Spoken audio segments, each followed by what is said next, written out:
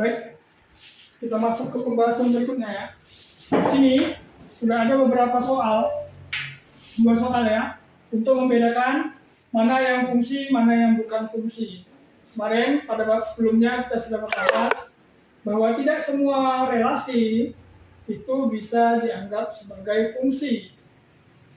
Ada beberapa syarat tertentu, barulah sebuah relasi itu dapat dianggap sebagai fungsi. Di antaranya apa? Di antaranya kita lihat pada domainnya. Pada domain itu setiap anggota domain memiliki relasi. Jadi nggak ada anggota domain yang nggak dapat relasi. Kemudian tidak ada relasi ganda atau relasi yang berulang pada domain. Jadi concernnya di domain aja. Kalau di kodomain nggak apa-apa. Mau nggak ada yang nggak dapat pasangan, mau ada yang ganda atau triple atau berapa kali terjadi perulangan di kodomain nggak apa-apa. Yang penting di domainnya. Domainnya punya relasi ke kodomain, ke salah satu anggota kodomain, dan tidak ada relasi yang berganda pada domainnya. Gitu ya. Nah, itu aja syaratnya. Maka kalau kita lihat dari sini, ini kita sebut domain atau daerah asal, dan di sini adalah kodomain, daerah hasil atau daerah kawan. Kemudian nanti range adalah yang terhubung dengan yang memiliki daerah kodomain yang memiliki relasi, itu disebut range. Ya. Maka di sini kita lihat bagaimana menentukan ini relasi yang digambar di A ini apakah ini merupakan fungsi atau bukan. Kita jawab ini bukan fungsi. Kenapa? Karena lihat di sini ada anggota dari domainnya yang nggak dapat pasangan, yaitu D. Maka di sini kita langsung bilang ini bukan fungsi. Ya. Baru yang kedua B. Yang B ini relasi ditunjukkan pada B ini, apakah ini fungsi atau bukan? Kita lihat semua anggota domain mendapatkan relasi, dan semua anggota domain itu relasinya satu, nggak ada yang berulang. Maka di sini disebut fungsi. Ya. Kemudian yang C begitu juga. Kita lihat di sini pada domainnya itu semua anggota domain mendapatkan relasi dan tidak ada relasi yang berulang pada domainnya. Maka dia disebut fungsi, ya. Ini disebut fungsi. Ya benar, ini fungsi. Tetapi di sini di kodomainnya ada yang dapat sampai 3 kali. Nggak apa-apa. Kalau kodomainnya dapat sampai 3 kali nggak ada masalah. Yang penting di domainnya. Kemudian kodomain ada yang anggotanya nggak dapat relasi, nggak apa-apa. Yang kita perlu lihat adalah domainnya saja. Di domain ini semua anggotanya dapat relasi dan semuanya hanya punya satu relasi. Ya. Oke, kemudian yang D. Yang D ini gimana? Ini udah jelas ya.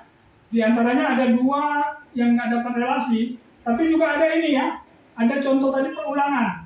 Di salah satu anggota domainnya terjadi relasinya berulang kali. Dari 1 ke A, dari 1 ke B berulang. Harusnya kalau dia sekali terjadi relasi dari 1, nggak boleh diulang lagi.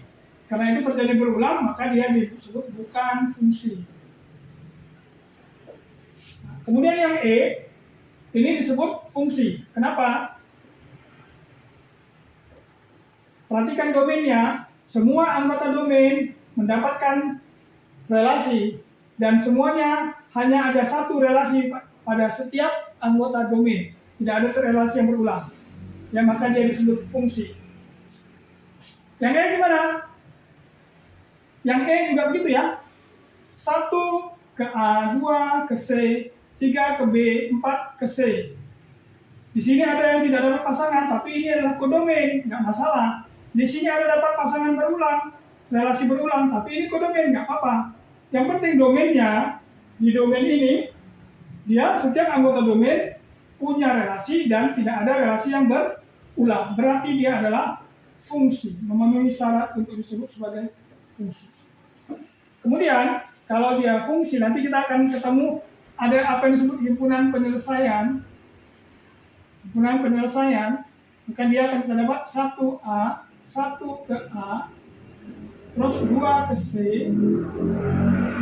terus 3 ke B, 3, 4, C lagi. Jadi kalau ditanya suruh buat pembahasannya, masing-masing ini bisa kita susun ya. Tapi nanti ini kita akan belajar pada pembahasan berikutnya. Ini sekedar aja. Tapi ini untuk pengantar ke soal nomor 2. Kalau di sini ada himpunan penyelesaian, kalau ada satu titik A misalnya ditulis 2,3, maka kalau kita bawa di koordinat kartesius, grafik koordinat kartesius, maka ini 2 ini adalah di sumbu X, dan di sini adalah di sumbu Y.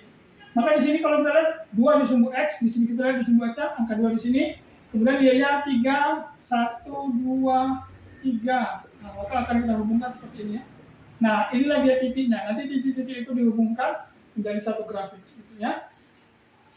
Oke, kita masuk ke soal nomor 2. Pada grafik di bawah ini, mana yang fungsi dan mana yang bukan fungsi pada persamaan Y sama dengan Fx. Maka kita lihat, perhatikan persamaannya. Persamaannya Y sama dengan Fx, berarti X-nya, sumbu X adalah Fx adalah domainnya. Kalau nanti dia misalnya X sama dengan Fy, kalau F sama dengan Fy, maka sumbu Y adalah domainnya. Ya, maka setiap titik pada sumbu X ini, karena dia Y sama dengan Fx, di mana X telah menjadi domainnya, yang perlu kita perhatikan adalah setiap titik pada sumbu X ini mendapatkan hanya satu pasangan relasi ke sumbu Y, ke satu titik di sumbu Y.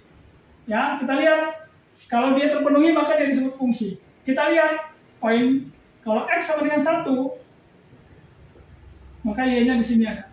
Kalau X sama dengan 2, Y-nya ada di sini. Kalau X sama dengan 3, Y-nya ada di sini. Kalau X sama dengan 4, Y-nya ada di sini. Tidak ada di satu titik ini yang Y-nya 2, ya kan? Nggak ada kan? Dan semua anggota X berarti mendapatkan relasi, maka ini disebut fungsi.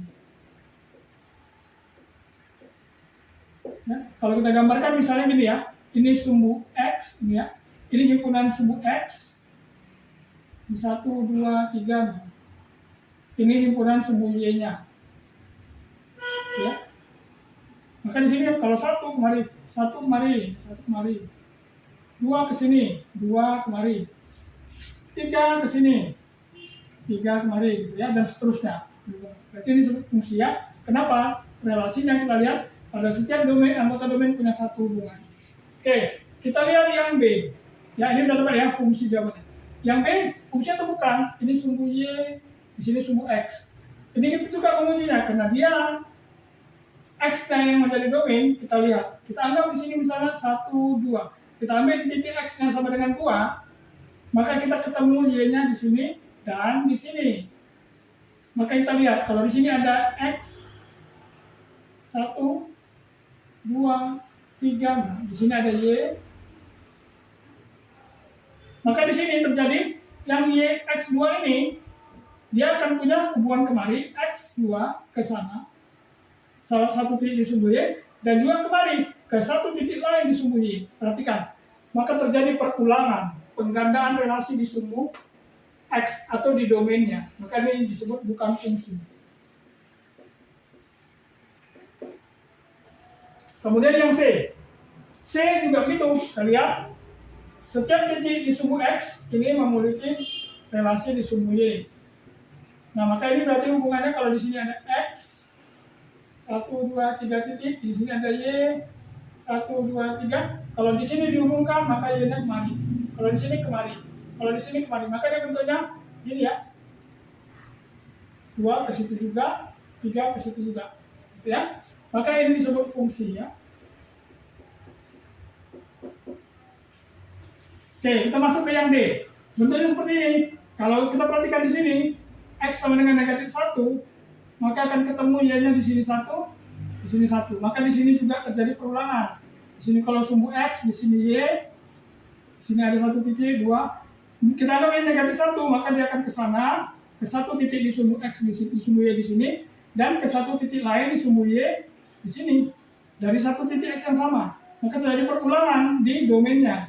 Maka di sini bukan fungsi. Kalau yang E, gimana kira-kira? Kita uji lagi. Kalau setiap X di sini punya Y, X punya Y, X punya Y, X punya Y, Maka di sini hubungannya adalah kalau ada X di sini, dan di sini Y-nya, maka di sini kalau X di sini ada 1, 1, 1 gitu ya. Nah, berarti ini adalah fungsi. Kalau yang F, lihat satu titik di sini kita anggap negatif 1. Kalau di sini X-nya, ya kita anggap negatif 1, berarti dia ada 2 Y-nya di sini Y, Y yang di sini, di sana dia berarti hubungannya, ya kan? Dan Y yang di sini. Nah, lagi dia di sini berarti dia balik. Terjadi pergandaan di domainnya. Berarti ini bukan fungsi. Ya? Nah, perlu diingat kalau fungsi itu ada bisa dikelompokkan jadi tiga. Ini penyebutan aja ya. Salah satunya kita sebut fungsi itu bersifat subjektif jika di kodomennya ada satu anggota di kodomen yang mendapatkan 2 atau lebih relasi dari domainnya. Ya di kodomen ya, kalau di domainnya dapat 2 berarti dia bukan fungsi. Kalau di kodomen dapat 2 berarti dia fungsi subjektif. Kalau dia fungsi injektif, apa itu? Kalau dia disebut injektif, ketika salah satu anggota di kodomen itu tidak mendapatkan relasi. Kalau domainnya nggak dapat relasi bukan fungsi. Tapi di sini domainnya dapat relasi semua satu-satu, tapi di anggota kodomen ada yang tidak mendapatkan relasi, berarti dia disebut fungsi injektif. Nah, kemudian yang ketiga, satu fungsi disebut bijektif ketika setiap satu anggota di domain mendapatkan satu pasangan di kodomennya secara konsisten, satu dengan satu. Semua pasangan di domain mendapat pasangan di kodomen, dan semua anggota kodomen mendapatkan relasi. Di domain juga mendapatkan relasi sama. Nah, ini dalam bahasa matematika kita sudah pernah sering dengar waktu kita membahas himpunan, baik itu di SMP maupun di SMA kelas 1, itu kita kenal dengan korespondensi 1-1. Atau juga disebut relasi 1-1. Tapi yang paling sering adalah korespondensi 1-1. Ya? Baik, sampai di situ dulu.